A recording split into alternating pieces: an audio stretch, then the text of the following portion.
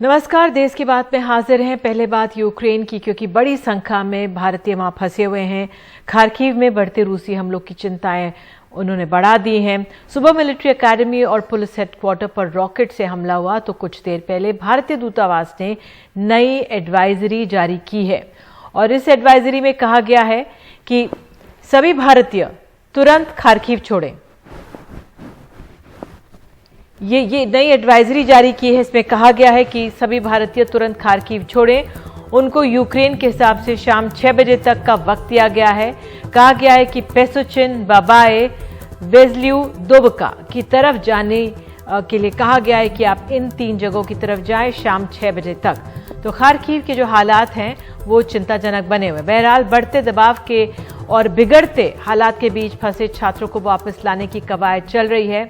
सरकार ने अब ऑपरेशन गंगा को तेजी से बढ़ाया है, जिसके तहत आज 8 फ्लाइट्स भारतीयों को लेकर भारत वापस आए। सरकार की योजना 46 उड़ानों की है, जो 1 मार्च से शुरू हुई और 8 मार्च तक चलेंगी। सबसे ज्यादा बुकारेस्ट से 29 फ्लाइट्स हैं, बुडापेस्ट से 10 फ्लाइट्स हैं, ज़ेज़ोब से 6 फ्लाइट्स हैं और कोसाई से 1 फ्लाइट है। और बुकारेस्ट से जो 29 फ्लाइट हैं, 13 एयर इंडिया की, 8 एयर इंडिया एक्सप्रेस की, 5 इंडिगो की, 2 स्पाइस जेट की और 1 भारतीय वायुसेना की उड़ान होगी। बुडापेस्ट से 10 उड़ानों में 7 इंडिगो की, 2 एयर इंडिया की और 1 स्पाइस जेट की होगी। ज़ेज़ोव से सभी 6 उड़ानें इंडिगो की होंगी। कोसाई से 1 उड़ान स्पाइस जेट की होगी। और एक हवाई जहाज में संख्या बल की जानकारी ये दी गई है। एयर इंडिया में 150, एयर इंडिया एक्सप्रेस में 180, इंडिगो में 216 और स्पाइस जेट में 180 यात्री सवार कर सकते हैं। एयरपोर्ट का पहला एयरफोर्स का जो पहला ग्लोब मास्टर है C-17 आज रात 11:30 बजे आएगा और बाकी जो 2 हैं वो कल सुबह आएंगे। तो बहरहाल ये एक तरह से कोशिशें सरकार की तरफ से ये जानकारी दी गई है। लेकिन अब आपको हम यूक्रेन चलते हैं और खार्किव का स्टेशन लिए चलते हैं। जो स्टेशन है वहां पर रेलवे स्टेशन है, वहां पर फंसे लोगों की हालत खराब है। कुछ ही देर पहले का ये वीडियो आया है। वहां पे वीडियो संदेश भेजकर लोगों ने अपनी चिंताएं और समस्याएं बताई हैं। वो ट्रेन में नहीं चढ़ने देने की शिकायत भी कर रहे हैं और बड़ी संख्या में इसमें भारतीय हैं। आइए आपको ये सुनाते हैं और जो बच्चे कुछ कहा है उन्होंने वो भी आपको सुनाते हैं। सो गाइस, जैसे कि देख सकते हैं हम लोग अभी है खार्किव रेलवे स्टेशन पे और हम 3 घंटे से यहाँ पे खड़े हुए हैं और हमें अंदर घुसने नहीं दिया जा रहा। एक ट्रेन आके चली जा चुकी है और जिसमें से सबको बाहर निकाला गया है। मुझे नहीं पता क्यों। हो सके उतना इस वीडियो को शेयर कीजिए। हम 3 घंटे से खड़े, ठंडी पड़ रही है, बर्फ पड़ रही है और हमें नहीं पता कि अगली ट्रेन में भी हमें घुसने दिया जाएगा या नहीं। मैं आपको दिखा सकता हूँ बाकी का व्यू कि कितने सारे स्टूडेंट्स यहाँ पे खड़े हुए हैं। तो जैसे कि आप सब देख सकते हैं, इतने सारे स्टूडेंट्स लाइन में खड़े हुए हैं। मुझे नहीं पता कि कब तक हम ऐसे ही खड़े रहेंगे, कब तक हमें सिचुएशन ये सुधरेगी। तो वाकई में जो छात्र हैं वो पहुंच रहे खार्किव के जो ट्रेन का स्टेशन है, लेकिन ये उनकी चिंताएं, उनकी समस्या अगर हमारा दूतावास सुन रहा है, जो ये हमारा सरकारी तंत्र लगा हुआ है वो सुन रहा है, तो उसको तुरंत इस पर कार्रवाई होनी चाहिए। बहरहाल हमारे साथ कुछ स्टूडेंट्स हैं यूक्रेन से, मेहताब हैं, सुमी से हैं, साथ ही सुमी में फंसे मेडिकल की कुछ छात्राएं हैं, दुमासिया, मारिया, मुनाफ मेडिकल छात्र हमारे साथ हैं। आप लोग जुड़े, बहुत बहुत धन्यवाद। पहले मैं अगर मेहताब आपके पास जाऊं, आप लगातार हमारे साथ बने हुए हैं, कई दिनों से आप जुड़ रहे हैं, क्या स्थिति है आपके आसपास? मैम, स्थिति तो सेम है जैसा पहले था मैम, वैसे ही है। दिन पर दिन खराब ही होता जा रहा है स्थिति। मॉर्निंग में भी ठीक है, आप कह रहे स्थिति में कोई बदलाव नहीं है। आपके पास मैं आऊंगी। दुमासिया, आप बताइए, आप 4 स्टूडेंट्स मैं देख सकती हूँ एक साथ मौजूद हैं। सुमी में भी हालात बिगड़ सकते हैं और वहां पे बिल्कुल रशिया से बिल्कुल जुड़ा हुआ है, 40 किलोमीटर की दूरी पर ही है, रशिया का बॉर्डर है। आप लोगों की क्या समस्याएं इस समय? जी, हम लोग का बस एक ही समस्या है, क्योंकि हमने देखा है कीव में भी एम्बेसी ने लास्ट में ये बोल दिया कि इतने आवर्स के अंदर आप निकल जाइए वरना हम भी कुछ नहीं कर सकते। सेम चीज खार्किव के स्टूडेंट्स के साथ हो रही है। अब हम नहीं चाहते कि हमारे साथ, सुमी के साथ भी ये सेम सिचुएशन हो कि हमें भी कह दिया जाए आप इतने घंटे में निकल जाए, बिकॉज यहाँ पर मिलिट्री का आना जाना लगा रहता है। ऑलरेडी सुमी के मेयर ने इन्फॉर्म करके रखा है कि काफी सारे नए ट्रूप्स आ रहे हैं सुमी की तरफ। अब आकर वो लोग पता नहीं कौन सी जगह पे क्या करते हैं हमें नहीं पता, बट अगर ये चीज गंदी होती है, ज्यादा वर्स हो जाती है, तो जो खाकी और कीव का हालत है वो हमारा हालत हो जाएगा, और हमें भी और ऊपर से सुमी का जो रेलवे स्टेशन है वो तो बंद है, तो हमारे पास तो कोई मीन ऑफ ट्रांसपोर्टेशन है ही नहीं। जी दुमस्या, आप लोगों से जानना चाहती हूँ, क्या आप भारतीय दूतावास का आप लोगों से संपर्क हुआ है? कुछ कहा है? जी क्या कहा, बताइए। हुआ है। हाँ बताइए क्या कहा है। जी वो सिर्फ यही बोल रहे हैं कि सिर्फ हमें वेट करना है, पर हम कब तक वेट करेंगे क्योंकि सिचुएशन वर्स होती जा रही है। क्या आप लोगों और जी काफी स्टूडेंट ऐसे हैं जो खुद से निकलने का ट्राई कर रहे हैं, इसी वजह से काफी सारे बच्चे मिसिंग हो रहे हैं। जी ये खुद से निकलना जी नहीं है। आपने बहुत अहम बात बोली है कि अगर छात्र खुद निकलते हैं तो उसमें से मिसिंग की आप लोगों को जानकारियां मिल रही हैं। क्या आप लोगों से इस तरह की कुछ जानकारी दी गई है कि रूस की तरफ से आके कुछ आप लोगों के लिए आपको निकाला जा सकता है? हाँ, हमारे थ्रू ये न्यूज आई है, लेकिन हमको पता नहीं है कि वो सच है कि नहीं। हाँ, वो पॉसिबल होगा या नहीं होगा, क्योंकि जहां तक मुझे एक न्यूज मिला है उसमें ऐसा कहा गया है, मतलब मॉस्को से ये कहा गया है कि स्टूडेंट्स भले आए लेकिन हम उनकी सेफ्टी की गारंटी नहीं लेते। ये न्यूज हम तक पहुंचा है, अभी ये वेरीफाइड है नहीं है ये हमें नहीं पता। अच्छा, और लेकिन जी हो सकता है, कोई पॉसिबिलिटी नहीं है। कोई पॉसिबिलिटी नहीं है। मेहताब, आपको क्या कुछ जानकारी मिली है इवैक्यूएशन को? क्या दूसरी तरफ रूस की तरफ से क्या कुछ क्योंकि एक कोशिश ये भी हो रही होगी भारत की तरफ से कि रूस की तरफ से आपको निकाला जाए, क्या आपको कुछ ऐसी जानकारी मिली है? मैम सेम इंफॉर्मेशन मुझे भी मिली है, बट ऐसा ऑफिशियली कुछ ऐसा है नहीं कि हम लोग रशिया की तरफ से निकल पाए, क्योंकि मैम यहाँ पे ये चीज हम लोग को समझने में ये बहुत टफ हो रहा है कि कौन मिलिट्री जो है यूक्रेनियन मिलिट्री है, कौन रशियन मिलिट्री है, क्योंकि ये सेम जो उनके जो ड्रेसेस हैं, यूनिफॉर्म है, ये सारी चीजें सेम होने की वजह से हम लोग को ये चीज समझ में नहीं आ रही है। और यही इंफॉर्मेशन मिली, कुछ इंफॉर्मेशन यहाँ के एजेंट्स है उनके माध्यम से भी मिला है, और जिस एजेंट्स के थ्रू मैं आया हूँ तो ऑप्शन के थ्रू उनके माध्यम से भी ये मिला है कि आप लोग खुद के ये से जो खारकीव, मुझे जहां तक लग रहा है कि जो खारकीव का सेम जो कंडीशन है, जो बच्चे खुद से ट्रांसपोर्टिंग करके जा रहे हैं रेलवे स्टेशन को और दूसरे एयरपोर्ट को, सेम चीज हम पे भी लागू होने का ऐसा मुझे लग रहा है कि सेम चीज एजेंट लागू करेंगे, गवर्नमेंट लागू करेगी। बट मैम ये चीज पॉसिबल नहीं है। हम लोगों के पास कुछ जो पैसे थे वो पैसे खत्म हो गए हैं और एटीएम और बैंक एकदम शट डाउन है मैम।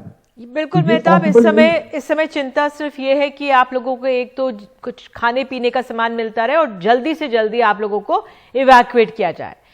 मैम जी मैम वो ठीक है, इवैक्यूएट करेंगे। बॉर्डर्स तक जाने के लिए हम लोगों के पास पैसे होने चाहिए मैम, ट्रांसपोर्टिंग के लिए पैसे होने चाहिए और हमारी सिक्योरिटी होनी चाहिए। मेन मैम सिक्योरिटी और पैसे दोनों इंपॉर्टेंट है, क्योंकि जो पैसे थे हम लोग आपस में शेयर किए हैं, पैसे जिनके पास कम थे वो उनको दिया है कि वो फूड ले सके।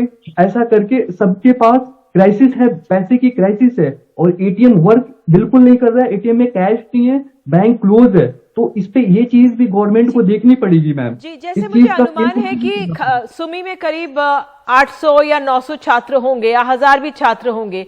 क्या आप लोगों के जो कॉन्ट्रैक्टर्स हैं, अगर आप कह रहे हैं वहां का रेलवे स्टेशन बंद है, तो क्या कुछ वो कॉन्ट्रैक्टर्स बसेस का इंतजाम कर सकते हैं आप लोगों को यहाँ से निकालने के लिए? उन्होंने कुछ इस तरह से आपसे बातचीत की है क्या? मैम सेम इंफॉर्मेशन बता रहा हूं। यही मैं दुमासिया से पूछ रही हूँ। जी दुमासिया, उन्होंने बस हमें इतना बताया, आज सुबह में एक मैसेज आया था, कहा गया था मिनिस्ट्री ऑफ एक्सटर्नल अफेयर ने ये बोला है कि आपको 2 दिन के अंदर शायद इवैक्यूएट किया जा सकता है। कहाँ से करेंगे वो उसका इंफॉर्मेशन नहीं है हमें। उसके एक दिन पहले हमारे एजेंट ने एक व्हाट्सएप पर मतलब पिक्चर्स वगैरह भेजे थे जिसमें था कि रेलवे स्टेशंस बंद है, बिकॉज कहीं रेलवे स्टेशंस में मतलब बीच रास्ते में कहीं पे डैमेज हो गया और वो कब तक रिपेयर होगा उसका कोई आइडिया नहीं है। उन्होंने कहीं भी किसी और वे ऑफ ट्रांसपोर्टेशन के बारे में मेंशन नहीं किया था। फॉर एग्जाम्पल बस, अभी बस के थ्रू ट्रैवल करना सेफ है या नहीं है वो हमें नहीं पता, मे बी सेफ नहीं है इसलिए उन्होंने चूज ही नहीं किया वो ऑप्शन को। बट हमें आइडिया नहीं है एग्जैक्टली क्या हो रहा है, क्योंकि काफी बच्चे यहाँ से हमने देखा है अफ्रीकन है काफी जो खुद से बस बुक करके वो लोग निकल चुके हैं ऑलरेडी, उस ग्रोथ साइड पहुंच चुके हैं। बिल्कुल, मैं सुन रही थी आपको दमसिया कि नाइजीरिया के हैं वो छात्र जो जा रहे हैं, क्योंकि उनके दूतावास पे उनको भरोसा नहीं है, लेकिन हम ये उम्मीद करते हैं कि हमारा दूतावास आप लोगों तक पहुंचेगा और आप लोगों को सुरक्षित बाहर निकालेगा। और लगातार एनडीटीवी आप लोगों से संपर्क में है, आप लोगों की से बात करते रहेंगे और उम्मीद करते हैं कि आप लोग अपना ध्यान रखें, हौसला बनाए रखें। बहुत बहुत धन्यवाद जुड़ने के लिए आप सभी को। थैंक यू जी। और हमारे साथ कमर आगा सर भी मौजूद हैं। आगा सर, मैं आपसे जानना चाहूंगी, आप किस तरह से देख रहे हैं? अब खारकीव में तो एकदम एक सडनली एक ये एडवाइजरी आ जाती है कि तुरंत छोड़ें और शाम 6 बजे तक 3 जगहों के नाम दे दिए, वहां तक आप पहुंच जाएं। बट ये बहुत मुश्किल टास्क है, लेकिन फिर भी ये आ गया है। अब सुमी में जो छात्र हैं और तमाम और छात्र हैं, उस लिहाज से आपका क्या आंकलन है स्थिति का? देखिए, पहली बात तो एक खबर ये भी आई है कि कीव में एम्बेसी को बंद कर दिया है, डिप्लोमेट को हटा दिया है, कहीं और भेज दिया है, किसी और शहर से या कहीं और से कर। दूसरी बात यह है कि ये लड़के, इनकी बात सुनने से ऐसा लगता है ये किस तरह से निकलेंगे। सिर्फ एडवाइजरी से काम तो नहीं चलेगा कि उनसे कह दिया गया कि आप छोड़ दीजिए। उनको सिक्योरिटी चाहिए, उनके पास बस चाहिए, उन्हें खाने का सामान चाहिए, उनके पास पैसे नहीं है, पैसे भी कुछ होने चाहिए कि वहां तक पहुंच सकें। ये सारी चीजें हैं जो एक बहुत मुश्किल काम है, जो एम्बेसी के लिए भी आसान काम नहीं है इकट्ठा करना इस वक्त।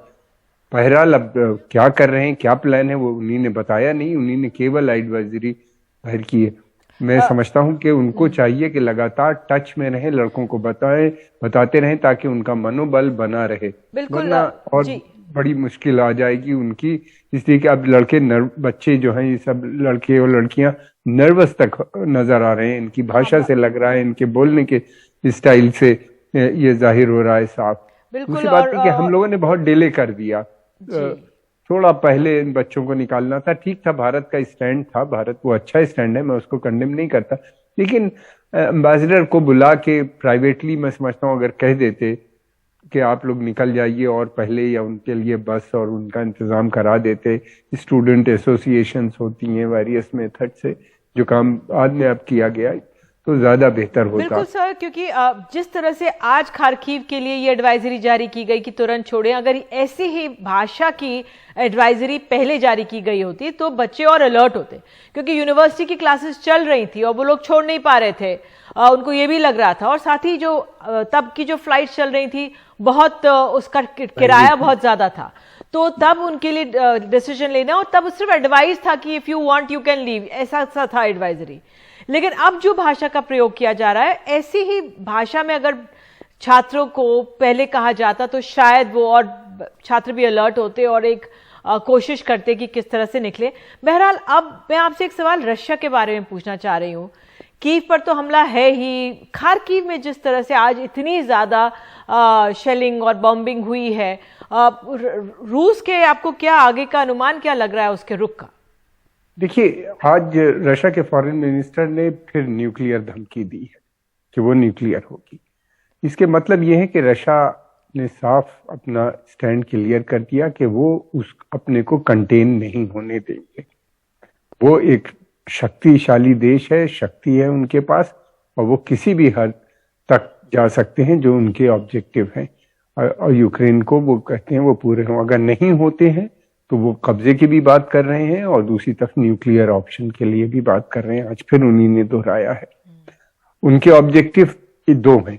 पहला ऑब्जेक्टिव तो वो ये है कि साफ साफ वो चाहते हैं कि यूक्रेन एक न्यूट्रल देश के शक्ल में रहे, जैसा कि फिनलैंड और स्वीडन है, और वो दोनों पक्षों से, यानी ईस्ट एंड वेस्ट दोनों से डील करे और फायदा भी उठा सकता है। उनका ये भी मानना है कि अगर ये नेटो या यूरोपियन नेटो को ज्वाइन करेंगे तो फिर नेटो के मिसाइल उनके बॉर्डर पे आ जाएंगे और उससे उनकी सिक्योरिटी और सॉवरेनिटी और इंटीग्रिटी को खतरा है, वो ये कभी नहीं होने देंगे।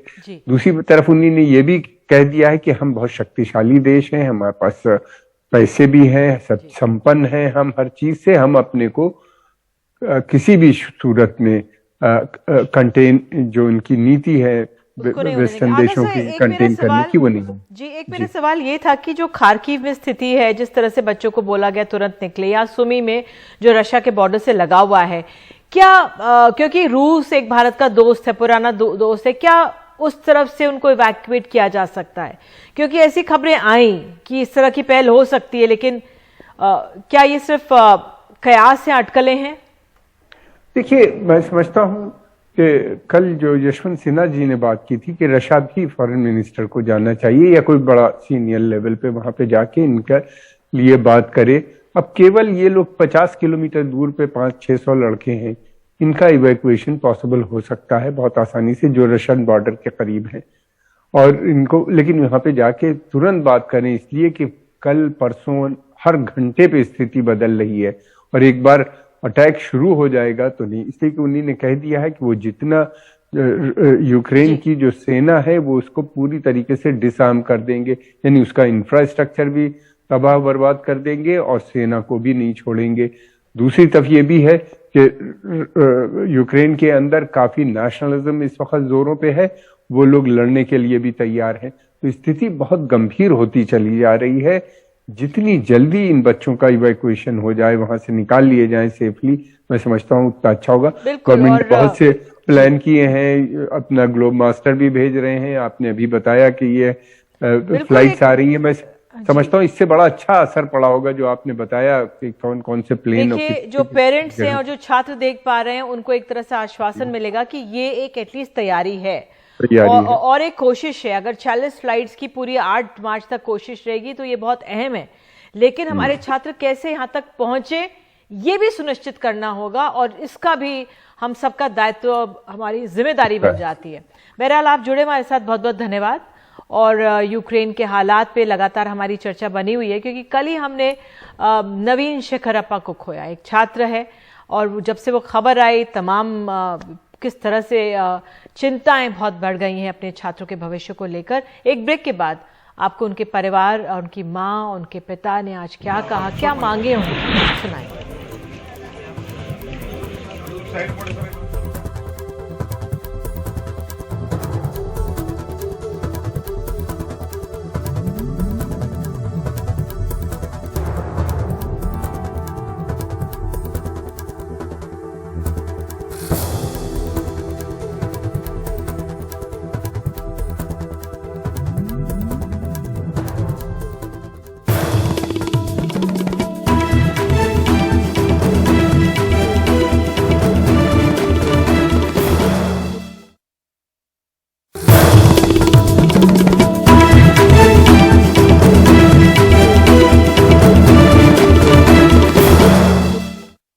और अब कर्नाटक ले चल रहे हैं। कर्नाटक के हावेरी में नवीन के घर वाले सरकार से अपील कर रहे हैं कि उनके बेटे का शव यूक्रेन से लाया जाए। परिवार को सांत्वना देने संसदीय मंत्री प्रहलाद जोशी भी पहुंचे, लेकिन उस नाजुक घड़ी में उनके बयान से विवाद ही उठ खड़ा हो गया है। और देखिए रिपोर्ट। संसदीय कार्य मंत्री प्रहलाद जोशी नवीन के घर पहुंचे। एक बेबस पिता ने अपने बेटे के शव को जल्द से जल्द लाने की अपील की, तो उन बच्चों के माता पिता ने उन बच्चों को वापस लाने की गुहार लगाई जो अब भी वहां फंसे हुए हैं। भगवान के लिए आप कुछ कीजिए सर, इनके साथ जो होना था वो हो गया, बाकी लोग सुरक्षित आए इसके लिए व्यवस्था कीजिए सर। प्रहलाद जोशी ने मदद का भरोसा दिलाया, लेकिन मीडिया से दूर भागते नजर आए। सवाल उस बेतुके बयान पर था जिसमें उन्होंने इन देशों में पढ़ाई करने वाले छात्रों की प्रतिभा पर सवाल उठाए थे। अಲ್ಲಿಂದ ಬಂದಂತವರು ಬೇರೆ ಬೇರೆ ದೇಶದಿಂದ ಬಂದಂತವರು ನಮ್ಮ ಕ್ವಾಲಿಫೈಯಿಂಗ್ जो बच्चे विदेशों में पढ़ने जाते हैं उनमें से 90% यहाँ पर नीट को क्वालिफाई करने के भी काबिल नहीं है। ಇದು ಯಾವುದು ನಾನು ವಿವಾದ ಅಥವಾ ಚರ್ಚೆಗೆ ನಾನು ಹೋಗ್ಲಿಕ್ಕೆ ಬಯಸೋದಿಲ್ಲ। यूक्रेन में बमबारी हो रही है। छात्रों के माँ बाप अपने बच्चों की सुरक्षा को लेकर चिंतित, लेकिन ऐसे नाजुक समय में केंद्रीय मंत्री के बेतुके बयान से विवाद उठ खड़ा हुआ। खार्किव में रूसी गोलाबारी से मारे गए नवीन के पिता का कहना है कि 97% नंबर लाने के बाद अगर देश के कॉलेजों में दाखिला न हो तो छात्र विदेश तो जाएंगे ही। Here in India, यहाँ भारी रकम देनी पड़ती है। मेरे बेटे को 97% नंबर लाने के बावजूद सीट नहीं मिली थी। यूक्रेन से लौटी MBBS की छात्रा नबीहा का भी कुछ ऐसा ही मानना है। When it comes to studying MBBS, विदेशों में खासकर यूक्रेन, फिलीपींस जैसे देशों में अंतर्राष्ट्रीय स्तर की शिक्षा महंगी नहीं है। देश की जो मेडिकल शिक्षा पद्धति है लगभग वैसी ही है वहां। कुछ यूनिवर्सिटीज को NMC का अप्रूवल है। from NMC and all of those systems. War zone में फंसे अपने बच्चों को लेकर माता पिता चिंतित हैं। तो वहीं केंद्रीय संसदीय कार्य मंत्री प्रहलाद जोशी ने इस नाजुक घड़ी में इन बच्चों की प्रतिभा पर सवाल उठाकर खुद ही विवाद खड़ा किया और अब मीडिया से किनारा कशी करते नजर आ रहे हैं। वहीं दूसरी तरफ नवीन के परिवार वालों के आंसू थम नहीं रहे, बस उसकी आखिरी झलक देखने की चाहत बची है। हावेरी से कैमरामैन गोविंद मूर्ति के साथ बेंगलुरु से निहाल खिदवई, NDTV इंडिया। सीधे विदेश मंत्रालय आपको ले चलते हैं। प्रेस कॉन्फ्रेंस में क्या कह रहे हैं सुनते हैं। Over the recent past, we now estimate that nearly 17,000 Indian nationals have left Ukraine's borders since our advisories were issued. This of course includes some Indians who had not registered with the embassy earlier. So the 17,000 is a pretty high number. As you remember, Foreign Secretary mentioned a number of I think around 12,000 yesterday. Flights under Operation Ganga have also increased sharply. During the last 24 hours, 6 flights have landed in India, taking the total number of flights that have landed in India to 15, and the total number of Indians who have returned on these flights to 3,352. I'm also happy to share that as many as 15 flights, remember 6 flights last 24 hours, but 15 flights are scheduled over the next 24 hours. Some of these are already actually en route. 15 flights. So 15 flights over the next 24 hours, some of which, as I said, are already en route. Indian Air Force aircraft have now joined Op Ganga with the first C-17 flight from Bucharest, expected to return to Delhi or land in Delhi from Bucharest later tonight. 3 more Indian Air Force flights will be undertaken today from Budapest, Bucharest, and Rzeszów in Poland. Now, moving on to the situation there in Ukraine. The cities in eastern Ukraine remain areas of concern for us. Continuing violence there. There are encouraging reports that some students were able to board trains out of Kharkiv yesterday night, today morning, and we assisted in this process through the student contractors and other partners. As you know, we have been in communication with the Russian side regarding safe passage of our nationals from Kharkiv and other nearby cities. The advisory that has just been issued by our embassy a little while ago and also by us on the need for our nationals to leave Kharkiv immediately is on the basis of information received from Russia. We would urge all our nationals to leave Kharkiv immediately to the safe zones or further westwards using any means available, including on foot, and keeping safety in mind. Now moving on to the western side or the western borders of Ukraine, you would have seen the advisory put out today morning by our embassy in Warsaw regarding the movement across the Poland-Ukraine border. Indian nationals were advised to head to the Budomier's border point for a relatively quicker entry into Poland, avoiding the Sheni-Medica border crossing that continues to be congested.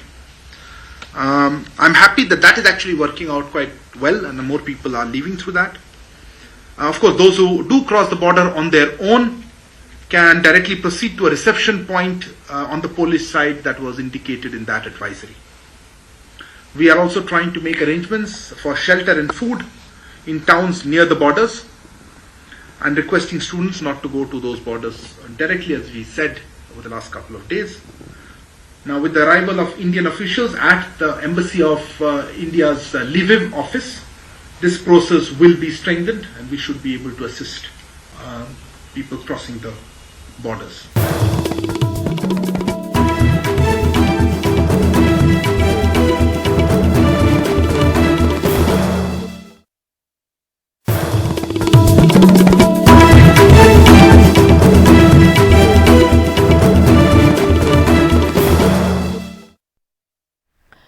Ukraine के जोटेमर में रूसी हमले में एक maternity home तबाह हो गया है। यूक्रेन के विदेश मंत्रालय ने इस तबाह के मंजर की तस्वीरें ट्वीट की हैं। साथ ही यूक्रेन के विदेश मंत्रालय ने लिखा है कि ये नरसंहार नहीं तो और क्या है। खबरों के मुताबिक 2 लोगों की मौत हुई है जबकि 16 लोग घायल हुए हैं।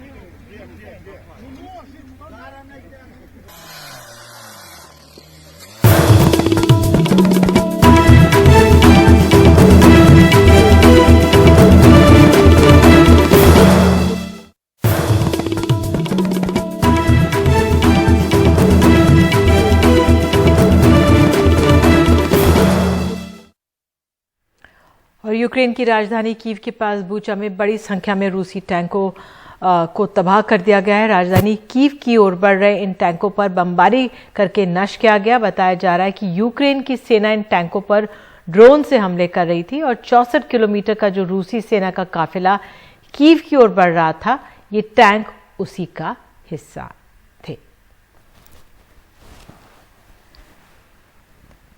और इसी खबर के साथ फिलहाल देश की बात में आज के लिए इतना ही। नमस्कार।